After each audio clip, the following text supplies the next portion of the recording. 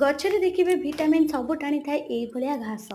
तो घास एठारे मु किछि हल्का हल्का करी उपाडिली किंतु तार मूल सह जमार भी उपुडिलानी।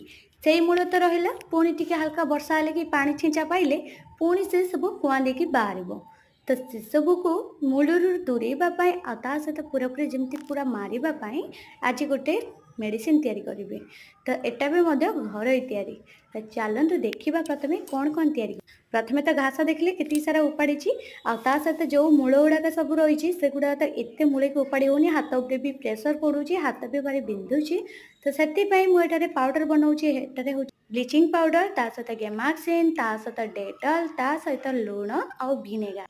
ଗେମାକ୍ସିନ ଏଥିପାଇଁ ଦେଲି ଘାସ ମୂଳରେ ଆପଣମାନେ ଜାଣିଥିବେ ପିମ୍ପୁଡ଼ି ବହୁତ ପରିମାଣରେ ରହିଥାନ୍ତି ଯାହାକୁ ଦୂର କରିଥାଏ ଗେମାକ୍ସିନ। ବ୍ଲିଚିଂ ପାଉଡର ଘାସର ହେଉଛି ଉପର ଭାଗକୁ ପୁଡ଼ିବା ସହିତ ମୂଳକୁ ବି ନଷ୍ଟ କରେ। ତା ସହିତ ଭିନେଗାର ବି ସେଥିରେ ସାହାଯ୍ୟ କରି ସବୁ ଫେଣ୍ଟି ଫାଣ୍ଟି ଦେଇକି ଏବେ ସ୍ପ୍ରେ କରିବାର ଲାଗି ବୋଲି ଆପଣ ଥରେ